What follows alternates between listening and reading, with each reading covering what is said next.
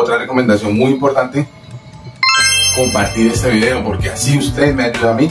Yo estoy tratando de enseñar todo lo que sé aquí por este medio, pero a cambio solamente de una cosa muy sencilla: un comentario y un clic en el botón compartir, que lo compartan en grupos. Lo que pasa es que el objetivo mío es darme a conocer a nivel nacional e internacional, y pues lo hago a través de internet.